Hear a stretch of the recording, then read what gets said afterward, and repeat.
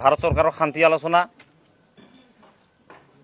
কমতাপুৰ ৰাজ্য গঠন আৰু কোচ ৰাজবংশীসকলক জনজাতিকৰণৰ দাবীত আজি আমি এই কোকৰাঝাৰ চিলাৰায় ভৱনত কোচ ৰাজবংশীৰ বিভিন্ন দল সংগঠনৰ মাজত এখন বৈঠক অনুষ্ঠিত হয়।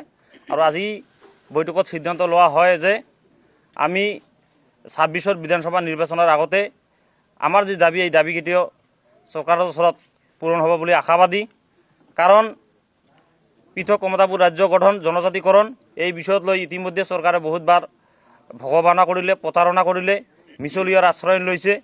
আৰু কেৰেলাৰ অধ্যক্ষ জীৱন সিংহ কোচ আৰু DL কোচক আলোচনাৰ নামত মাতি আনি পেলাই যি গৃহবন্দী কৰি ৰাখিছে, এইটো গোটেই জনগোষ্ঠীটোৰ প্ৰতি এটা অন্যায় কৰা হৈছে, অবিচাৰ কৰা হৈছে।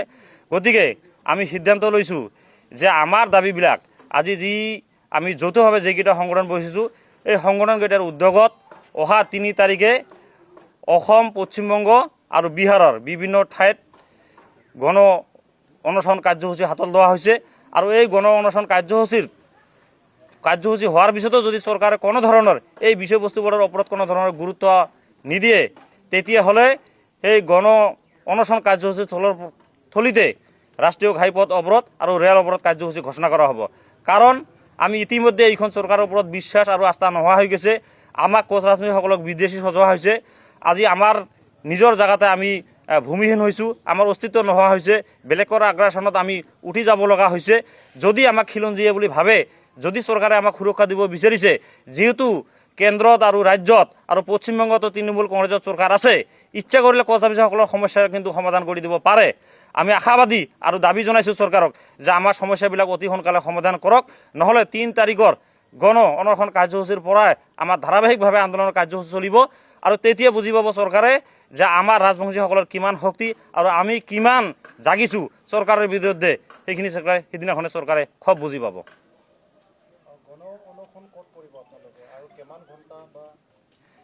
কিমান ঘণ্টা কৰা হ'ব এতিয়ালৈকে সিদ্ধান্ত লোৱা হোৱা নাই। হয়তো আমি আজি ৰাতি কথা পাতি পেলাই সিদ্ধান্ত ল'ম। কিন্তু অসম, উত্তৰ-বংগ আৰু বিহাৰৰ বিভিন্ন জেগাত এই গণ অনশন কাৰ্যসূচী চলিব।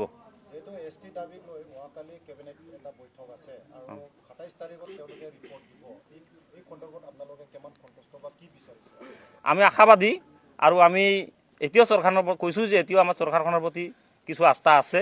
আমি ভাবিছোঁ যে অহাকালি যি কেবিনেটত সিদ্ধান্ত ল'ব জনজাতিকৰণৰ বিষয়টো লৈ, আৰু ২৭ তাৰিখে বিধানসভাত প্ৰস্তাৱ লৈ পেলাই কেন্দ্ৰলৈ প্ৰতিবেদন পঠোৱাৰ কথা কৈছে। আমি ভাবিছোঁ যে এইটো আমাৰ সপক্ষে যাব। কিন্তু যদি আমাৰ সপক্ষে নাথাকে, তেতিয়াহ'লে ভীষণ পৰিস্থিতিৰ মুখামুখি হ'ব লাগিব চৰকাৰখন। কাৰণ ইতিমধ্যে মন্ত্ৰীগোটৰ প্ৰতিবেদনৰ নামত ৬-৭ বছৰ খেদিলে যে মন্ত্ৰীগোটৰ প্ৰতিবেদন এতিয়ালৈকে দিল্লী গৈ নাপালে। নিৰ্বাচন থকাৰ কাৰণে ২০১৯ চনত ততাতৈয়াকৈ ৰাজ্যসভাত বিলখন লৈ গ'ল। কিন্তু এইটো যে নিৰ্বাচন কেন্দ্ৰিক আছিল, ভোট আদায় কৰাৰ এটা কৌশল আছিল, সেইখিনিও আমি বুজি পালোঁ। গতিকে আমি এইবাৰ ভাবিছোঁ যে আমাক আৰু ললিপপ নেদেখুৱাব, আমাক আৰু প্ৰতাৰিত নকৰিব। আমাৰ এটা স্পষ্ট কথা যে ২৬ৰ বিধানসভা নিৰ্বাচনৰ আগতে কেৰেলাৰ লগত শান্তি আলোচনা, জনজাতিকৰণ আৰু পৃথক কমতাপুৰ ৰাজ্য লৈ ত্ৰিপাক্ষিক একটা আলোচনা হ'ব লাগিব।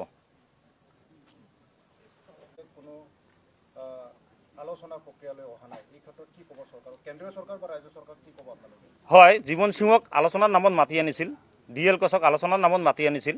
তেখেতসকলক এই আলোচনাৰ প্ৰতি সঁহাৰি জনাই জংঘলৰ পৰা ৰাইজৰ মাজলৈ ঘূৰি আহিছিল। কিন্তু দেখা গৈছে যে আলোচনাৰ নামত একো আলোচনা নাই, মাথো গৃহবন্দীহে কৰি ৰাখিছে। আৰু মানুহবিলাকক এনেকুৱা গৃহবন্দী কৰি ৰাখি পেলাই আমাৰ এই আন্দোলনটো যে স্থগিত কৰিব বিচাৰিছে, যে কেৰেলাৰ আন্দোলনটো যে ধ্বংস কৰিব বিচাৰিছে, সেইটো কিন্তু কেতিয়াও নোৱাৰে। এইবাৰ আমি KSDC, আক্ৰাছু আৰু বিভিন্ন দল সংগঠনে এই বিষয়বিলাকৰ ওপৰত চকু ৰাখিছোঁ আৰু আমি দেখি আছোঁ চৰকাৰৰ ভগভাৱনা। আমি এইবাৰ উচিত প্ৰত্যুত্তৰ দিবলৈ সাজু হৈছোঁ। আজি আমরা কোকরাঝারের চিলারায় ভবনত আজি 50টারও বেশি সংগঠন এতে যুক্ত হয়েছি যৌথ উদ্যোগত। যেমন এটা আক্রাসু, আমার KP বিভিন্ন সংগঠন, GCPর বিভিন্ন সংগঠন, তারপরে আমার কোচ রাজবংশী নস্য শেখ, কোচ রাজবংশীর অন্যান্য সংগঠন, সমস্ত স্তরের বিভিন্ন সংগঠন আজি এই আমার যৌথ উদ্যোগত স্বতঃস্ফূর্তভাবে আজি এটা আমরা আলোচনা করি। আর সবাই মিলিয়া একমত হনি যে আমার যে সাংবিধানিক অধিকার, আমার কেএলওর আর কেএলও কেডের সঙ্গে আমার আইকনিক লিডার কামাতরত্ন জীবন সিংহ ডাঙ্গুরিয়া, ডিএল কোচ ডাঙ্গুরিয়ার সঙ্গে ভারত সরকারের যে শান্তি আলোচনা, এই শান্তি আলোচনা অবিলম্বে কোর্ট করি লাগে, এই মর্মে সবাই মিলি এই শান্তি আলোচনার মাধ্যমে আমার রাজ্য ভাষা এসটিকরণ যাতে অনতিবিলম্বে এই 25-এর মধ্যে আমার সরকার আমরা দিয়ে দেয়, আমার যে দাবি, সাংবিধানিক দাবি, মৌলিক অধিকার, এগুলা যাতে আমরা আদায় করতে পারি, তার জন্য আমরা সমবেতভাবে আইসা 3 তারিখ থেকে অনশনের আমরা সিদ্ধান্ত গ্রহণ করছি। সবাই মিলে স্বতঃস্ফূর্তভাবে আসাম, উত্তরবঙ্গ, বিহার মিলিয়া সবাই অনশনের ডাক আজই দেওয়া হয়েছে। অনশনটা কি এক জায়গায় হবে না আলাদা আলাদাভাবে হবে? সেটা আমরা আরও মিটিং করিব, মিটিং করিয়া আরও আমার পরিকল্পনাগুলো ঠিক করবো, করিয়া কীভাবে করব সেটা আসাম, উত্তরবঙ্গ, বিহার মিলিয়া আমরা আরও মিলিতভাবে আলোচনা করে এটা সিদ্ধান্ত নেব। অনশনের পরেও যদি কোনো শুরু না হয় তাহলে আগামী দিনে কি পদক্ষেপ নেবেন? পর বিভিন্ন কর্মসূচি, আমার এটাই শেষ আমার সংগ্রাম, আমার সবারে আমার অস্তিত্ব রক্ষার যে লড়াই, এইটাই আমার দেয়ালত পিঠ থেকে গেছে। সবাই মিলে আজ যার জন্য ঐক্যবদ্ধভাবে স্বতঃস্ফূর্তভাবে আমরা এই অনশন আন্দোলন থেকে শুরু করিয়া আমরা রেল পথ অবরোধ আরও যা কিছু করা দরকার, আমার ত্যাগের বিনিময়ে আমার জীবন উৎসর্গ করিয়াও আমার এই পিস্টকের মাধ্যমে আমার জীবন সিংহ ডাঙ্গুরিয়া, ডিএল কোচ ডাঙ্গুরিয়া আমার জনগণের মাঝত আমরা ফিরিয়ে আনি চাই।